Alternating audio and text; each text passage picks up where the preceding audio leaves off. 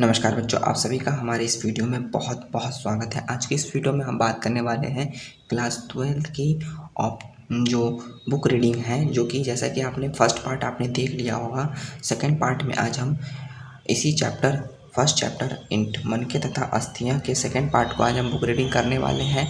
तो बच्चों, आप सभी क्लास 12 में हैं, तो आप सभी को जो है एनसीईआरटी बुक पढ़नी पड़ती है। तो आप इस वीडियो को अंत तक देखिएगा, जिससे आपको अच्छी जानकारी प्राप्त हो और साथ ही आपको अपने एग्ज़ाम के लिए जो है बुक रीडिंग करने की मेहनत ना उठानी पड़े। आप डायरेक्ट हमारे द्वारा पढ़ सकते हैं। और अगर कोई कॉम्पिटिटिव एग्ज़ाम की तैयारी कर रहे हैं तो उनके लिए भी ये वीडियो काफ़ी हेल्पफुल होने वाली है।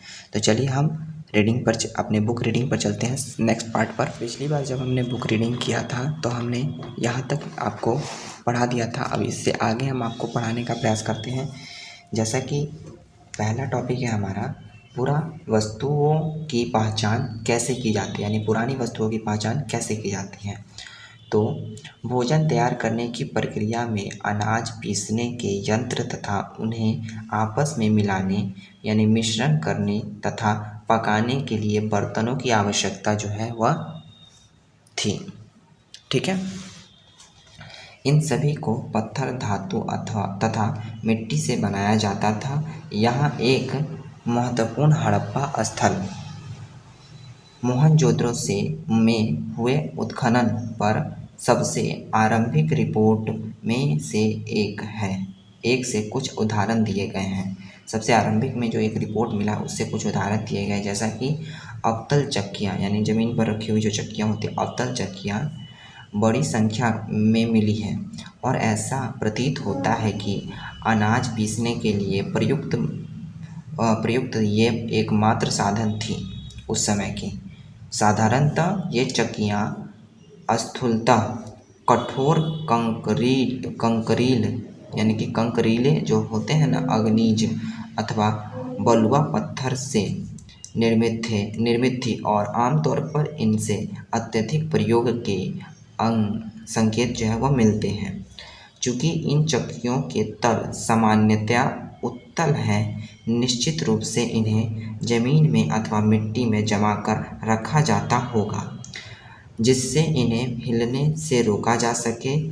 दो मुख्य प्रकार की चक्कियाँ मिली हैं। एक वे हैं जिन पर एक दूसरा छोटा पत्थर आगे पीछे चलाया जाता था, जिससे निचला पत्थर खोखला हो जाता था, तथा दूसरी वे चक्कियाँ थीं जिनका प्रयोग संभवतः केवल सालन या बनाने के लिए, जड़ी बूटी तथा मसाले को कूटने के लिए किया जाता था। ठीक है। इन दूसरे प्रकार के पत्थरों को हमारे श्रमिकों द्वारा सालन पत्थर का नाम दिया गया है तथा हमारी बावर्ची ने एक ही पत्थर रसोई में प्रयोग के लिए संग्रहालय से उधार मांगा है। ठीक है। और अगनेस्ट मेके यानी फर्दर एग्जीबिशन यानी कि एक्सीबिशन जो होता है उसके एट मोहनजोदड़ो 1937 से उद्धृत की गई है, जो कुछ जो है चित्र हमें देखने को मिल रही है, जहाँ पर कि चित्र नंबर 1.1 यानी कि 1.6 में जो है यहाँ पर आप देख सकते हैं कि अवतल चक्की नाम लिखा हुआ है और यहाँ पर कुछ इसके साइज को शायद अंकित किया गया है, जो कि कुछ स्पष्ट रूप से दिख नहीं रहा है। तो मैं आपको दिखाने का प्रयास करूँगा। यहाँ पर ये वाला तो साइज़ दिख रहा है, जो कि 12x6/1 करके कुछ है साइज़, और ये वाला साइज़ तो दिख नहीं रहा है। तो बच्चों, इसी प्रकार का जो है हमारा पहले जो है चक्की हुआ करता था। ठीक है। जिसमें पहले कार्य किया जाता था, यानी कि किसी भी मसाला वगैरह पीसने को। तो ये जो छोटे छोटे आपको पॉइंट्स ये तो दिखाई दे रहे हैं, ये वाले पॉइंट्स और यहाँ पर ये वाले पॉइंट्स, इस सभी पॉइंट्सों को जो है मैं लास्ट के एक वीडियो में कवर करके आपको बताने का प्रयास करूँगा। तब तक हम आगे की ओर बढ़ते हैं।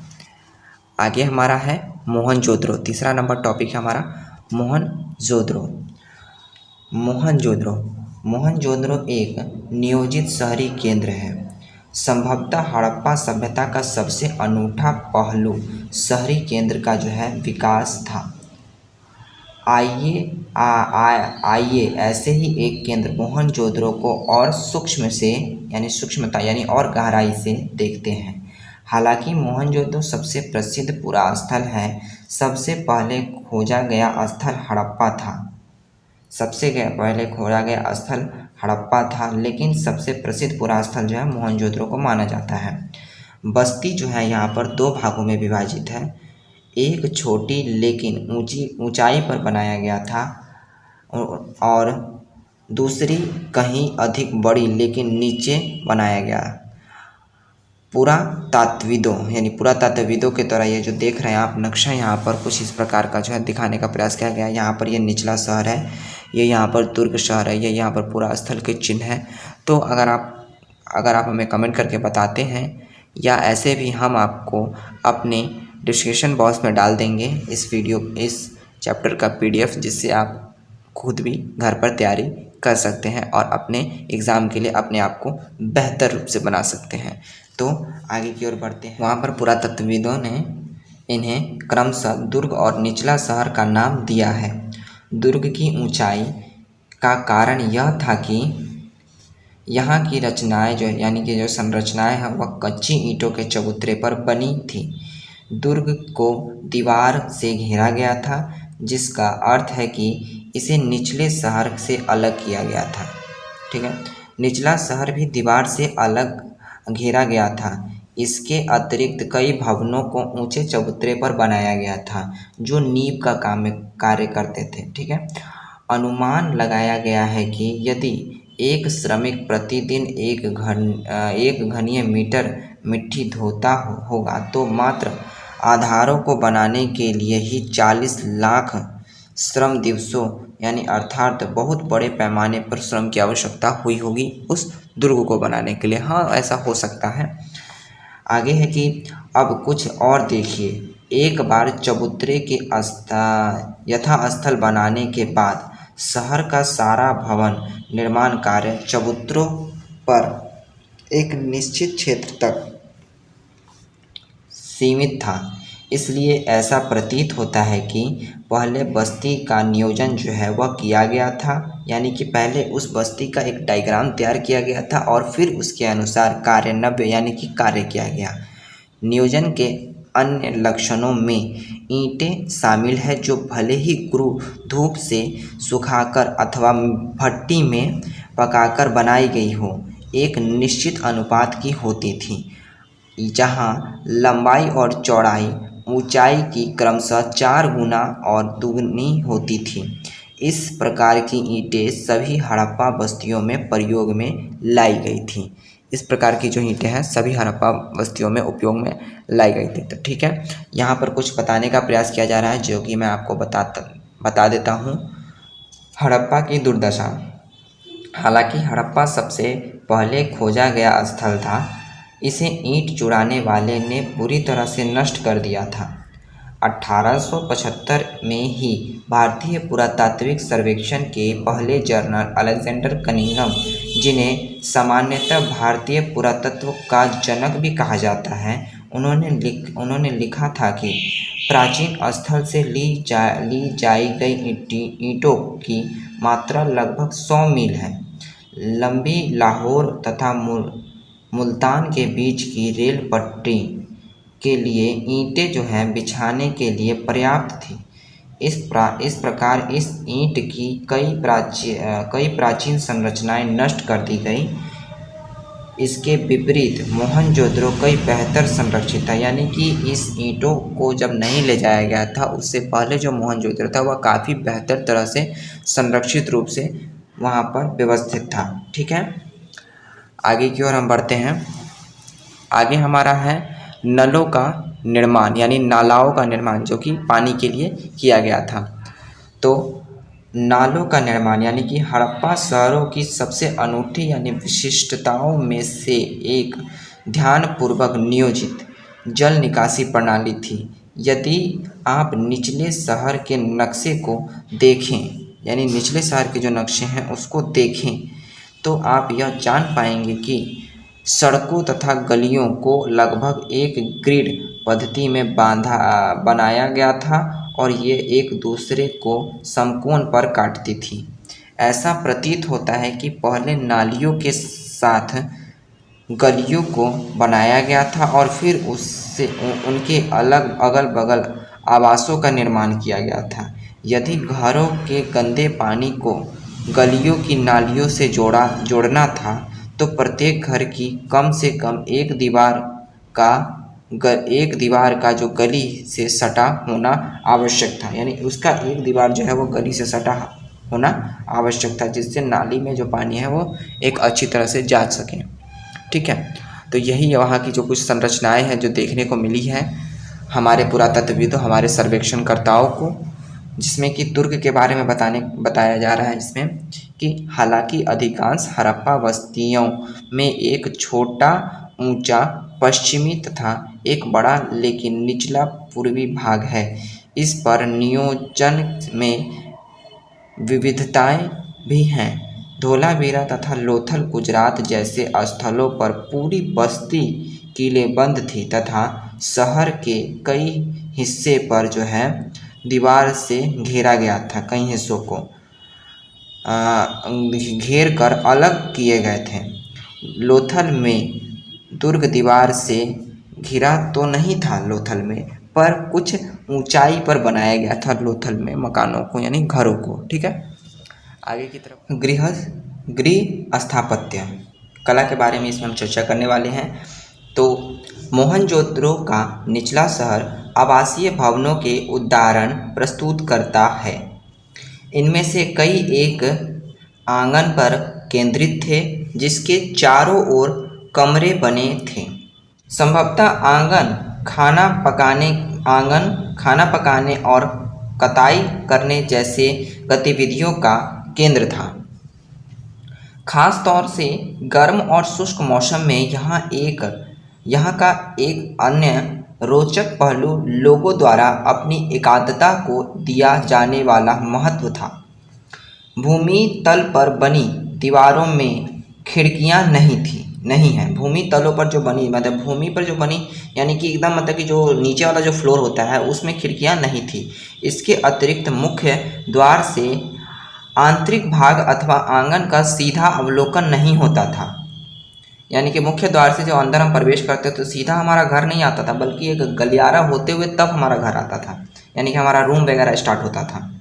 ठीक है, हर घर का ईंटों के फर्श से बना अपना एक स्नानागार होता था। यानी कि हर घर का जो ईंटों से बना है ना, वो एक स्नानागार यानी नहाने वाला बाथरूम हुआ करता था, जिसकी नालियाँ जो है दीवार के मध्य से सड़क की नालियों से जुड़ी हुई थी। कुछ घरों में दूसरे तल या छत पर जाने हेतु बनाई गई सीढ़ियों के अवशेष मिलते थे।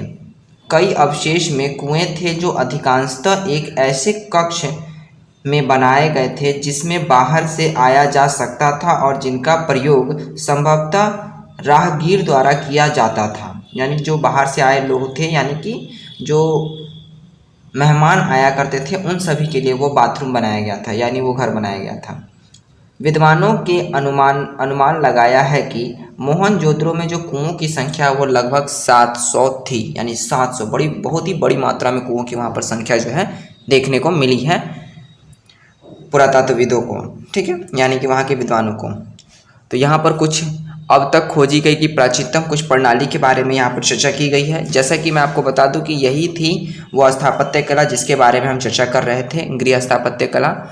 तो इसके बाद यहाँ पर हम बात करते हैं अपने अब तक खोजी गई प्राचीनतम प्रणाली की कुछ विशेष बातें।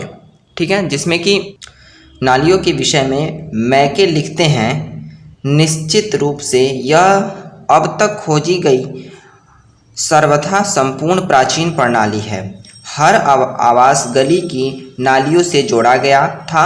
मुख्य नाले गारे में जमाई गई ईंटों से बने थे, यानी कि नाले जो है वो गारे में जमाई गई ईंटों से बने थे और इन्हें ऐसी ईंटों से ढका गया था जिन्हें सफाई के लिए हटाया जा सके। इस ऐसे प्रकार के ईंटों से ढका गया था नालियों को, जिसको कि सफाई के समय हटाया जा सके।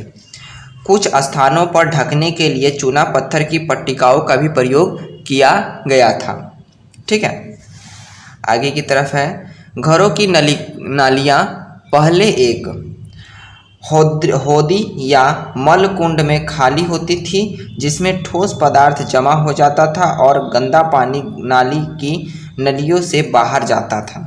बहुत लंबे नालों में कुछ अंतराल पर सफाई के लिए हौदियाँ यानी कि ढक्कनें जो होती है वो बनाई गई थी। यह पुरातत्व का एक अजूबा ही था, यानी यह पुरातात्विक समय का उस समय का एक अजूबा ही था। मलबे मुख्यतः रेत के छोटे छोटे ढेर सामान्यतः निकासी के नालों के अगल बगल पड़े मिले हैं, जो दर्शाते हैं कि नालों की सफाई के बाद कचरे को हमेशा हटाया नहीं जाता था। नालों की सफाई के बाद कचरे को हमेशा हटाया नहीं जाता था, ये उस समय की प्रथा थी। आनेक्स्ट मेके अर्ली इंडस सिविलाइजेशन 1948 यानी 1948। जल निकासी प्रणाली केवल बड़े शहरों तक ही सीमित नहीं थी, बल्कि ये तो कई छोटे बस्तियों में भी मिलती थी। उदाहरण के लिए लोथल में आवासों के निर्माण के लिए जहां कच्ची ईंटों का प्रयोग हुआ था, वहां नलियां पक्की ईंटों से बनाई गई थी। ठीक है बच्चों, तो आपको हमने यहाँ तक अभी तक पढ़ाने का प्रयास किया, तो हम नेक्स्ट वीडियो में आपको और आगे का पार्ट पढ़ाने का प्रयास